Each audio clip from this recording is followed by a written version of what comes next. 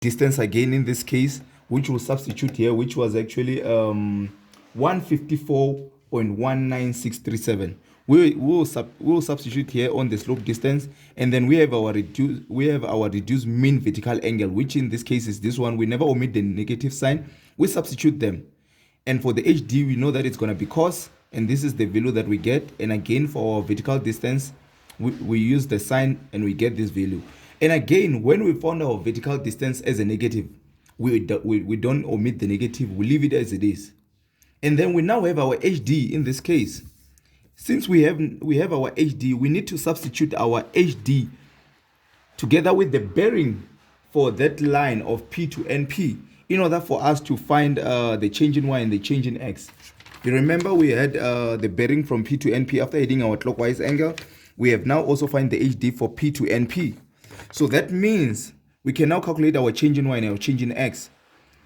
And we substitute our HD and then our reduced bearing. We found our value of minus 153.6226. And then again, substitute our HD and our reduced bearing to find our change in X. And we find it to be this value here. And then since we now have our change in Y and our change in X for this, from P to NP, that means we know our coordinates for P. We just have to actually add our change in Y and our change in X to the coordinates of P, which are actually known in this case, which are actually these two coordinates. We add that for the change in Y, obviously for the Y coordinate, we are going to add the change in Y, which in this case is this one, to find our new point, which is our NP in this case. And again, for our X, we'll add our change in X, and then we'll find our coordinate for X. So these are actually the calculated values. And then again, remember, we had to calculate our VD. Our VD is actually used in the way that whereby we have to find our what do we call this, our elevation. Remember, we have unknown elevations which we actually have to determine. So we have been given our elevation for our station, which was 1335. Remember, our station was at our station in this case was actually at P, but then we don't know the elevations for NP. But then we calculated our VD. So now since we have our VD, remember, it's just like in tachymetry. Remember the equation that I showed you at the beginning. Remember we have these equations that goes that for you to find your unknown elevation, it will be the known elevation plus your instrument height minus your target height plus your VD. But then your VD in this case will either be negative or positive. So you never omit, you add it with that negative sign. And in this case, we found that it's actually negative. So as you can see below here, we had our elevation for our P station, which was 1335. We had our instrument height of 1.621. We have our target height of 1.5. And then we calculated our VD to be minus 4.462, and we want the elevation of NP. We want the elevation of this point. So if we want the elevation of this point, we have to add our elevation of our station P together with our instrument height, and then always subtract your target height, and then add your vertical distance, and never omit the sign. And as you can see, since it's negative, that means it's going to subtract. So that will now have the new elevation of NP, which was actually determined, which was actually an unknown elevation in this case. So that means we have now found the coordinates from this side of NP, and we also managed to determine the elevation of NP. We are now left with determining the elevation and the coordinates of R in this case. We don't know the coordinates of R. We don't even know the elevation of R. So we need to go and determine them. We now set up our station here. We have our backside going to P. We have our foresight going to R. And in this case, since we now have our backside going to P and our foresight going to R, we found that our readings from the instrument were read as follows. That means these were the readings that were read for the backside to P and then the foresight to R, as you can see here for the set 1, which is the second left, and the set 2 for second right. We now do the same thing. You remember I told you for second left, it's always going to be the case whereby it's always going to be the foresight minus the backside, as you can see here, which will be this minus this, to give us this value here of 73 degrees 0 minutes and 0.05 seconds. And then in the case of circle right, that means it's going to be the back side minus the force side to get this value here. But then in this case, as you can see, our 280 is actually less than this. We'll end up getting a negative value. Remember, we don't have in survey, there's no way whereby you'll get a negative angle. That means if ever you get a negative angle, you have to always add 360. We add 360 to the value that we'll actually get when we subtract this from this. And then we add 360 and we end up getting this value. And then from there, we now have our measured angles. We add the two measured angles. When we add the two measured angles, we realize that the two measured angles don't actually add up to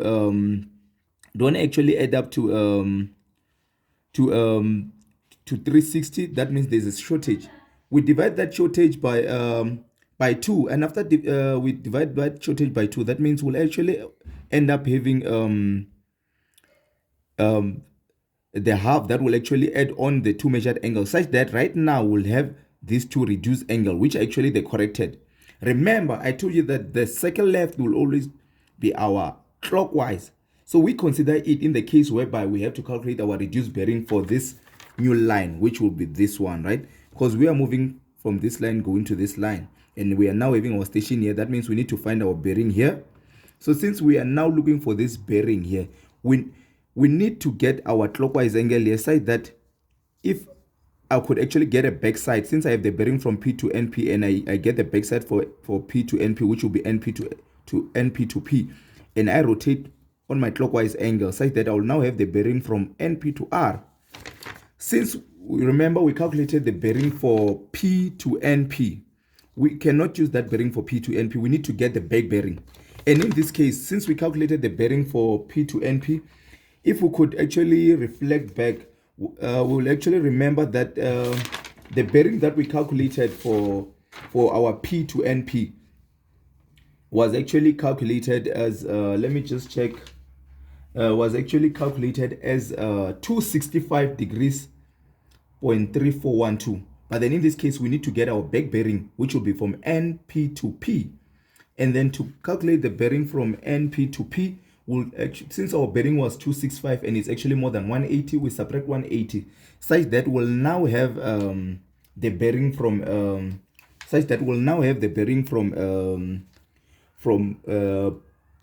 NP to P, which will actually add with this clockwise angle from the circle left to find the reduced bearing for NP to R.